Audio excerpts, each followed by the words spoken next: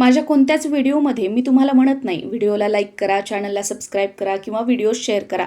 पण हो, काही व्हिडिओ माझे असे असतात की मी सुरुवातीलाच तुम्हाला आवर्जून सांगते की हा व्हिडिओ पूर्ण बघा. तुम्ही माझे इतर व्हिडिओज नाही बघितले तरीसुद्धा चालतील, पण हा व्हिडिओ मात्र पूर्ण अवश्य बघा आणि त्यापैकीच आपला हा व्हिडिओ असणार आहे. कारण गुगलवरती, यूट्यूबवरती अनेक प्रकारच्या सेवा, उपाय असे व्हिडिओज तुम्हाला बघायला मिळतील, ऐकायला मिळतील.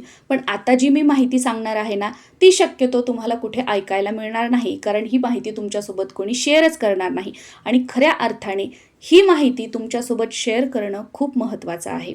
कारण का बघा, यूट्यूबवरती ऐकून किंवा गुगलवर वाचून सगळ्या गोष्टी आपण फॉलो करतो, पण आपल्या घराण्याच्या ज्या रूढी परंपरा आहेत त्या कुठेतरी आपण विसरत चाललो आहोत.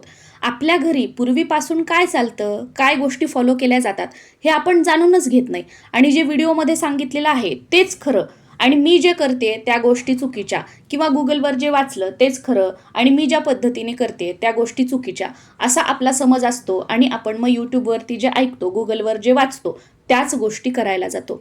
ज्या गोष्टी आपण व्हिडिओजमध्ये पाहतोय आणि त्या फॉलो करण्याचा विचारही करतोय, याच गोष्टी, हेच नियम आपल्या भागामध्ये आहेत का, आपल्या घरामध्ये आहेत का, का या व्यतिरिक्त पूर्वीपासून आपल्याकडे वेगळे नियम आहेत, या गोष्टी तुम्ही तपासल्या आहेत का, किंवा आपल्या घरातील मोठ्या मंडळींकडून जाणून घेण्याचा प्रयत्न केलेला आहे का? नसेल केला तर आवर्जून करा, कारण याची आता खूप आवश्यकता आहे. कारण का, आज बघा यूट्यूबवरती माझ्यासमोर एक व्हिडिओ पॉपअप झाला. त्या व्हिडिओवरती मी क्लिक केलं. तो व्हिडिओ होता की अधिक मासात आईची ओटी कशी भरावी. आणि त्या व्हिडिओत असं सांगितलं होतं की वर्षभर किंवा अधिक मास सोडून इतर वेळी मुलगी आपल्या आईची ओटी भरू शकत नाही किंवा आपल्या सासूची ओटी भरू शकत नाही. पण असं अजिबात नाहीये. मला ह्या गोष्टी माहीत होत्या, पण मी काय केलं की माझ्या सासूबाईंना, माझ्या मामीला, मावशीला, काकूला, आमच्या घरामध्ये जी मोठी मंडळी आहेत ते म्हणाले असं काहीही नाही. आता इथे बरेच जण म्हणतील की तुमच्या घरात पूजापाठ करणारे नसतील, तर असं अजिबात नाहीये. आमच्या घरात जसे डॉक्टर, इंजिनियर, CEO, स्वतःची फॅक्टरी असणारे, बिझनेसमॅन असणारे असे लोक आहेत, त्याचप्रमाणे ॲस्ट्रॉलॉजर सुद्धा आहेत. आणि आमच्या घरातली बरीच मंडळी पूजापाठ, गुरुजी वगैरे या सगळ्या गोष्टी पण करतात. आणि हो, ॲस्ट्रॉलॉजर पण साधेसुधे नाही बरं, टीव्हीवर त्यांचे शोज पण असतात. घरात धार्मिक वातावरण असल्यामुळे आणि लहानपणापासून त्या वातावरणात राहिल्यामुळे तो व्हिडिओ ऐकल्यानंतर लगेच माझ्या डोक्यात ही गोष्ट क्लिक झाली की आपल्याकडे तर असा कोणताही नियम नाहीये. त्यामुळे बघा, तुम्हाला सांगते, बऱ्याच वेळेला जे आपण व्हिडिओजमध्ये ऐकतोय किंवा गुगलवर वाचतोय, तर त्याच गोष्टी फॉलो कराव्यात किंवा तसेच नियम आपल्याकडे असतील असं अजिबात नाहीये. आता तुमच्याकडे जशी पद्धत आहे ना, त्याच पद्धतीने सगळे सणवार, व्रतवैकल्य तुम्ही फॉलो करण्याचा आणि ते साजरे करण्याचा प्रयत्न करा. कारण प्रत्येक घराण्याच्या रूढी परंपरा ह्या वेगवेगळ्या असू शकतात. प्रत्येकाची भक्ती करण्याची पद्धत ही वेगळी असू शकते. प्रत्येकाची पूजापाठ करण्याची, व्रतवैकल्य करण्याची, पारायण करण्याची, पूजा मांडणी करण्याची पद्धत वेगळी असू शकते. जसं तुम्ही व्हिडिओजमध्ये बघताय त्याच पद्धतीने केलं म्हणजे ते बरोबर, आणि तुम्ही ज्या प्रकारे, ज्या पद्धतीने करताय ती पद्धत चुकीची, असं अजिबात नाहीये. हे आपल्या डोक्यातून काढून टाका. जे तुम्ही व्हिडिओजमध्ये बघताय, ऐकताय ते त्यांच्या पद्धतीने सांगताय, आणि तुम्ही ज्या प्रकारे सेवा करताय, पूजापाठ, मांडणी, पारायण सगळं करताय, ते तुमच्या घराण्यातील ज्या रूढी परंपरा आहेत किंवा तुमच्या घरातील मोठ्या मंडळींनी जे केलं आहे, जे आजपर्यंत करत आलेले आहे, जे तुम्ही बघितलेलं आहे, तुमच्या भागात जी पद्धत आहे त्या प्रकारे तुम्ही करत आहात. त्यामुळे तुम्ही ज्या पद्धतीने करताय ती पद्धत पण योग्य आहे, आणि जे व्हिडिओजमध्ये तुम्ही बघताय, ऐकताय त्या पद्धती सुद्धा योग्य आहेत. कारण व्हिडिओजमधून ते त्यांच्या पद्धतीने सांगताय आणि घरी तुम्ही तुमच्या पद्धतीने करताय, म्हणून इथे चुकीचं कोणीही नाही. बरेच जण बघा, सेवा, पूजापाठ सर्व करतात आणि व्हिडिओजमध्ये वेगळी पद्धत असते. मग काय, ताई माझ्याकडून चूक झाली का, देव माझं काहीतरी वाईट करेल का, माझ्यासोबत काहीतरी वाईट घडणार का, असं अजिबात होणार नाही. कारण कोणतेच देव, कोणतेच गुरु कधीच कोणाचं वाईट करत नाहीत. आपल्यासोबत जे काही वाईट होत असतं ते आपल्या कर्मानुसार होत असतं. ही एक गोष्ट कायम लक्षात ठेवा. आणि देव हा भक्तीचा विषय आहे, भीतीचा विषय नाहीये. त्यामुळे सणवार, व्रतवैकल्य ह्या ज्या धार्मिक गोष्टी असतात किंवा जे याच्याबद्दलचे नियम तुम्ही व्हिडिओजमध्ये ऐकता, तर त्या नियमांना घाबरून न जाता ज्या प्रकारे सेवा केल्यानंतर, पारायण केल्यानंतर, पूजापाठ केल्यानंतर तुमचं मन एकाग्र होतं, तुमच्या मनाला शांती मिळते, तुम्ही त्या देवतेशी एकरूप होता, ती सेवा करताना तुमच्या डोक्यात इतरत्र कोणतेही विचार येत नाहीत, त्या पद्धतीनेच तुम्ही सेवा करा आणि तीच पद्धत तुमच्यासाठी योग्य आहे आणि त्या प्रकारे जर तुम्ही सेवा केली तरच तुम्हाला कोणत्याही सेवेचा आणि उपायाचा अनुभव येईल. ही गोष्ट 100% खरी आहे. नाहीतर तुम्ही 24 तास सेवा करताय पण एक वेळ सुद्धा तुमचं त्या सेवेमध्ये मन एकाग्र होत नाहीये तर त्या सेवेला काहीही अर्थ नाही. या उलट दिवसभरामध्ये फक्त तुम्ही 1 तास सेवा करताय पण ती मनापासून करताय तर नक्कीच त्या सेवेचा तुम्हाला अनुभव येईल. कारण देव जो आहे त्याच भक्ताच्या हाकेला प्रतिसाद देतो जो भक्त अंतकरणापासून देवाला हाक मारतो. आणि अंतकरणापासून देवाला हाक मारणं म्हणजे काय की एकाग्रतेने जेवढा वेळ आपण सेवा करतोय तेवढा वेळ सेवा करणं. आता मेन विषय बघूया की अधिक महिन्यात आईची ओटी कशी भरावी, त्यामध्ये साहित्य काय असावं आणि आईच्या ओटीमध्ये किंवा इतर कोणत्याही महिलांची तुम्ही ओटी भरत असाल तर त्यांच्या ओटीमध्ये कोणतं साहित्य ठेवू नये. कारण का आपण यूट्यूबवरती व्हिडिओ बघतो ओटी कशी भरावी ओटी कशी भरावी, मग त्यामध्ये सगळं साहित्य सांगितलेलं असतं. मग देवाची ओटी भरताना सुद्धा तेच साहित्य ठेवतात आणि महिलांची ओटी भरताना सुद्धा तेच साहित्य ठेवतात. तर असं करायचं नाहीये. देवीची ओटी भरताना वेगळं साहित्य असतं, काही वस्तू या वेगळ्या असतात आणि महिलांची ओटी भरताना काही वस्तू या वेगळ्या असतात. आता इथे परत एक वेळा सांगते, तुमच्याकडे जर फक्त अधिक महिन्यात आईची ओटी भरत असतील तर तुम्ही फक्त अधिक महिन्यातच आईची ओटी भरा, वर्षभर भरू नका.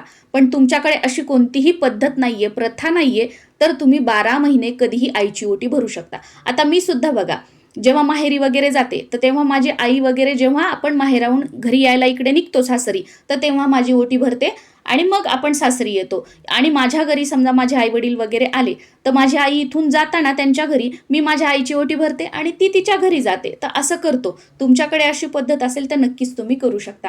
आणि ज्यांना वडील नाहीयेत तर त्यांनी कसं करायचं, आईची ओटी भरायची की नाही हाही बऱ्याच जणांचा प्रश्न असतो.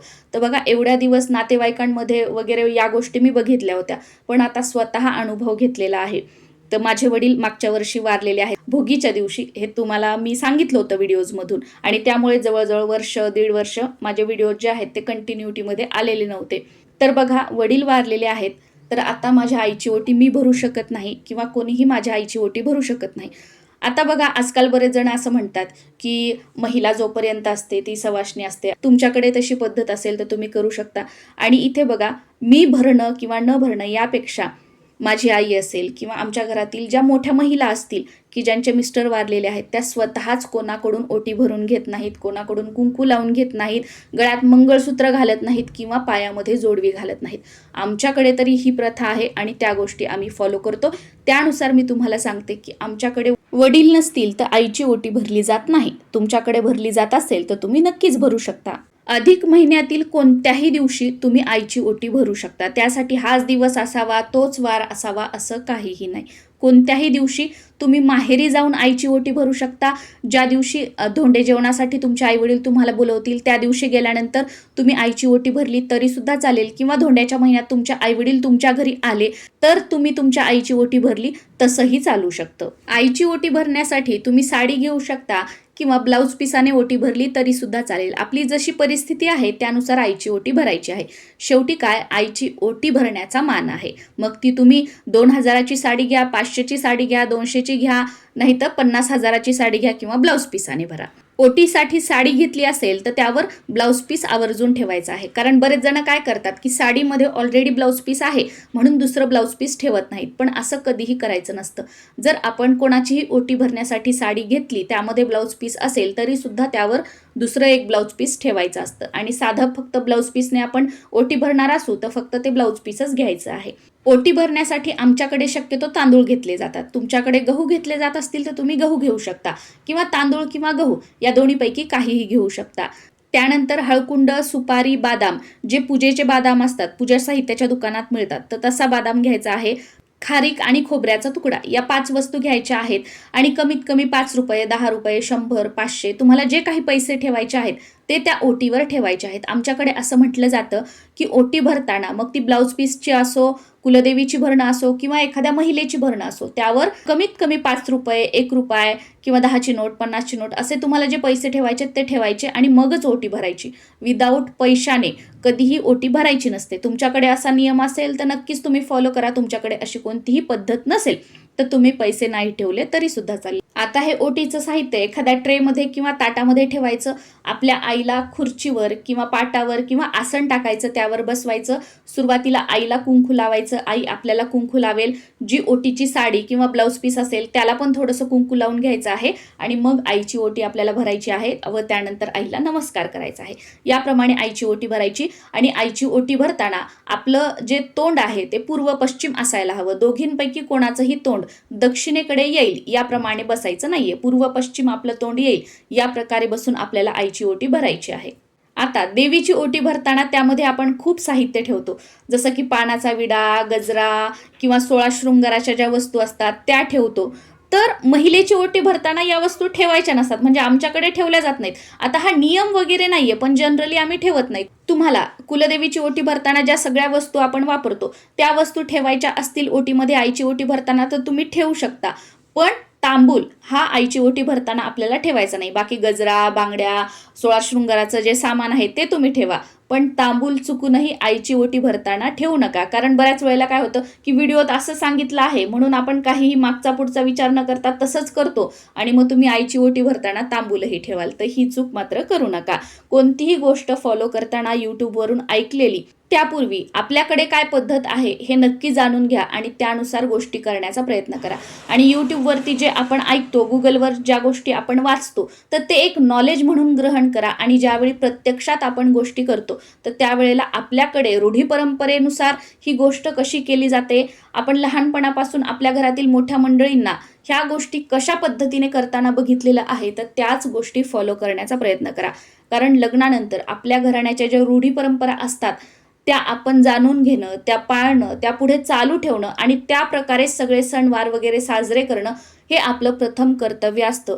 यामुळे याचा जो आशीर्वाद असतो पूर्वीपासून चालत आलेल्या रूढी परंपरेचा, तो पिढ्यानपिढ्या पुढे आपल्या मुलांनाही मिळत असतो. या उलट आपण आपल्या घराण्याच्या रूढी परंपरा सोडायच्या आणि व्हिडिओमधून जे ऐकतोय त्या गोष्टी फॉलो करायच्या, तर आपल्या घराण्याच्या रूढी परंपरा मोडल्याचा दोष सुद्धा आपल्याला लागतो आणि तो पिढ्यानपिढ्या पुढे आपल्या मुलांनाही चालू राहतो. त्यामुळे प्रयत्न करा की आपल्या घराण्याच्या रूढी परंपरा फॉलो करायची.